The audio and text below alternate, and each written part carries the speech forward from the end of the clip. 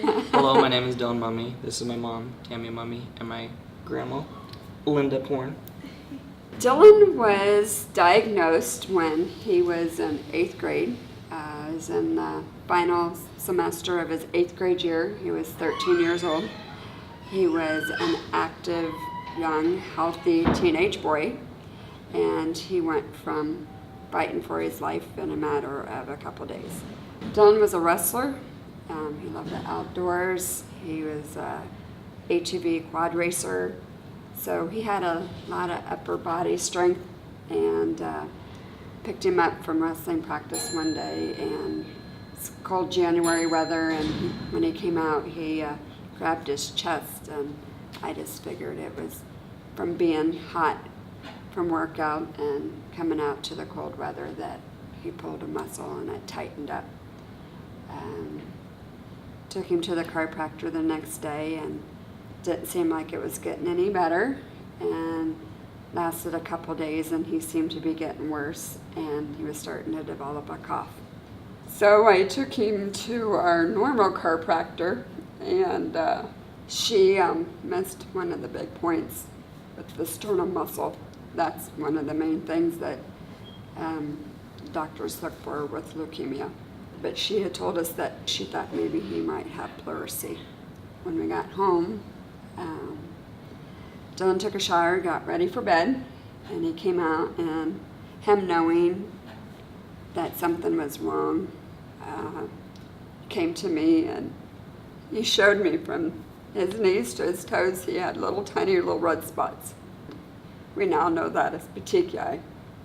I told him I would make a doctor's appointment the next day, and I own a salon and spa, so I had heard that day that there was meningitis going around, so I didn't want to alert him on anything like that. So I did a little research when he went to bed, and some of the things was maybe similar, but most of them weren't. So I called the doctor the next day and got him in after school, and doctor came in, and he wasn't really concerned about his chest muscle.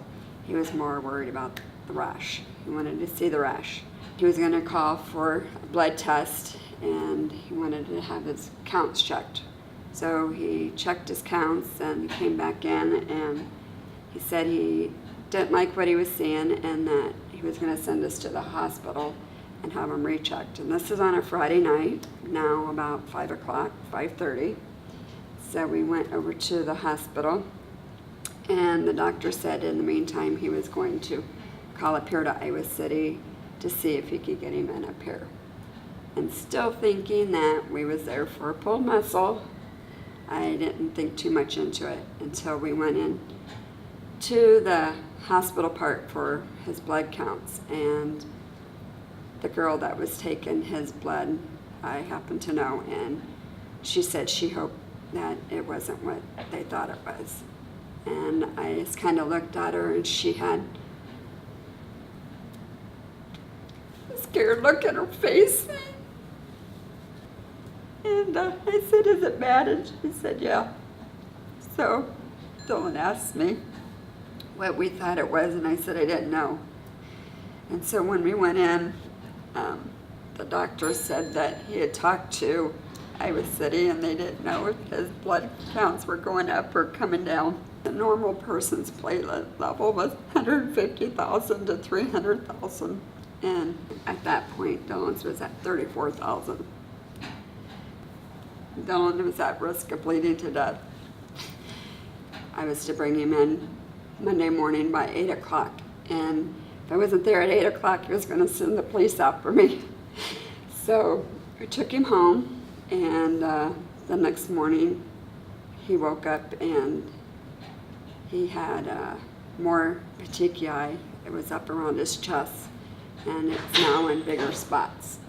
So I knew it was getting worse. So we took him back in and had his blood counts checked, and this was about 10-12 hours in between time, and his platelet level now was at 24,000, so we knew it was dropping, and it was dropping fast. I had asked the doctor on Friday night what he thought it was, and he said he thought it was leukemia. And the hardest thing was to look him in the eyes, and when he asked what leukemia was, to tell him that it was cancer. On Saturday, we decided to bring him up to Iowa City. And by fate, I call it, the pediatrician that the kids both had until Dillyn was probably 6, 7 years old. She was working in the ER, and she happened to be our nurse. She would keep doing tests and pushing until she found what it really was. Everything was coming out okay until she asked them for a blood smear, and that's when they found out that Dillyn had cancer. And at that time, he was admitted, and he had a bone marrow biopsy, and we found out that his bone marrow was 94% full of cancer cells. When he had the biopsy, his platelet level was down to single digits, and he was at risk of leaving us at that time because he should have had a platelet transfusion beforehand, but they couldn't get his blood to stop. Couldn't get it to clot. And so took 3 nurses and my brother, constant force on his lumbar puncture to get it to stop bleeding. It was like 3 hours before it finally stopped. He went 3.5 years of taking daily chemo. It ranged from fork in his chest to peg shots in his legs, a daily chemo pill. And I did his chemo at home. Spent 79 days in the hospital the first year. Missed over 300 days of school. But he still maintained to graduate with his class in the top 10%. Now he will be graduating from college soon and landed his dream job. Not yet. Close Close pretty to much. it. I think one of the big things is life throws you curveballs, and most of the time we're not prepared for it. Our family was completely turned upside down. I think one of the big things was we were made aware of an organization that would change our lives forever, and that organization was Dance Marathon. From the moment you guys came into our lives, from the smallest parts of just parking passes to meal vouchers to coming in and assisting me with my homework or allowing my parents some time to step out of the room so that way they could walk the halls or even go have a dinner. It meant the world to us, and then you guys took it even farther from there, going to my very first dance marathon, only being diagnosed 2 weeks before.